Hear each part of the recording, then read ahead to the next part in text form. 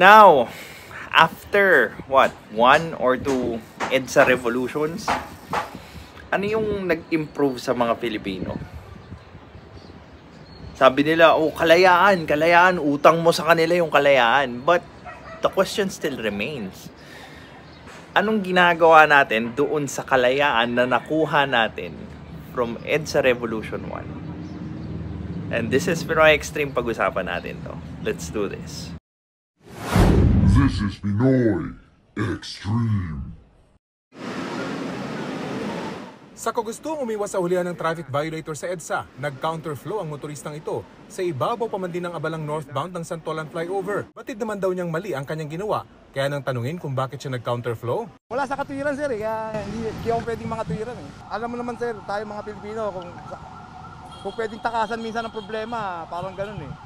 And you know what? I agree with him na kadalasan, ang way ng Pilipino para i-confront yung problema ay tinatakasan nila. Ang ending, yung tinakasan nila, hindi naman nawawala yun. It's always there. Sabi nga nila, you can run but you cannot hide. So,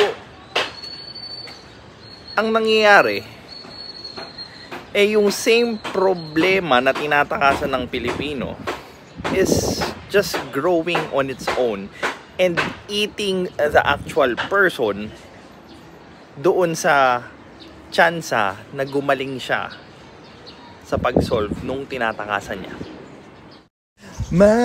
Magkaisa!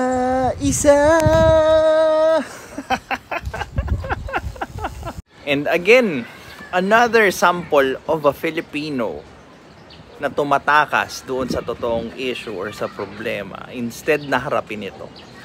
If I were him, I will go through the process, papatikit ako, I will own the mistake, I will be sorry, and I will be better next time. Hindi na ako dadaan dun sa bawal para hindi na ako mahuli.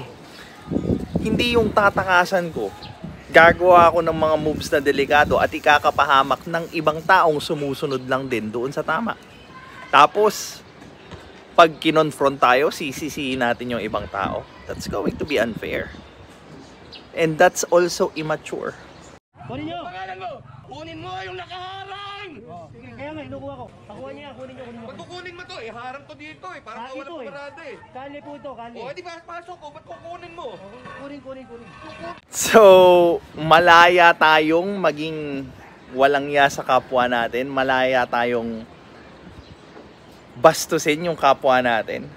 I mean, really, what did we learn after the People Power 1? Tato kayo ah! Hoy, barangay! Barangay nga, kakausap ko, barangay. Huli ka, puta nga, kausap ka yung barangay ah! Oo, tawagin mo yung barangay. Tawagin mo! Tawagin mo yung barangay. Ba't hindi ka sumawa? Oo, ikaw sumawa. It's very obvious that most of the Filipinos just really like to have their way. Gusto lang nilang manalo, gusto lang nilang sila yung masunod. Kahit na yung gusto nila ay hindi na naaayon or hindi na tama. Tawag ng barangay, di ba? O, di tumawag ka ng barangay. Tato ka pala eh! Kali ito. O ngayon, Hindi bakit nyo tabi pa ah? Ano ba yung harap nito? Oh. Di ba amin to? Bakit? Di ba amin ito? Hindi sa inyo ito. Sabihin mo! Hindi sa inyo. Well, that's how people are. Forceful. I mean, yung gusto lang nila yung gusto nila when they are very emotional. And katulad nga ng sinasabi ko, when it comes to those kinds of revolution rally, so on and so forth, most likely they're not using their minds anymore. They're not really after talking it out peacefully, but they're just using their emotions para makuha nila yung gusto nila. And yun yung hindi ko nagustuhan sa EDSA Revolution. Walang due process na nangyari, walang pag-uusap na nangyari, walang argumento na naibigay. All were just thrown out in emotions. Di ba amin to? Hindi sa inyo ito. Harap! Kali ito. O kaya, ba't di nyo nililinis araw-araw? Okay, Ba't nililinis nagpapalinis? ko. Ba't nagpapalinis pa kami? O, araw-araw May nagbabayad nililinis ako para may maglinis dito! Wala akong pakialam. O wala kang pakialam, wala rin ang pakialam sa'yo! Sige, kukunin ko to. Bago ka pala eh! O, Ano? kita minumura ha. Hindi kita minumura. Agad yan. Johnny, relax. Kaya, takip. Sige. Johnny, relax ka lang. Relax, pabayaan mo siya. Siya nag-ano eh, nagtawag eh, diba? Sige, kunin nyo. Alam mo yung nagkaroon nga tayo ng kalayaan pero nawalan naman tayo ng disiplina sa mga sarili natin. And right now, pinagbabayaran natin yung ganong klaseng choice by picking yung kalayaang gawin ng kahit na ano kumpara sa disiplina. And look at where we at right now.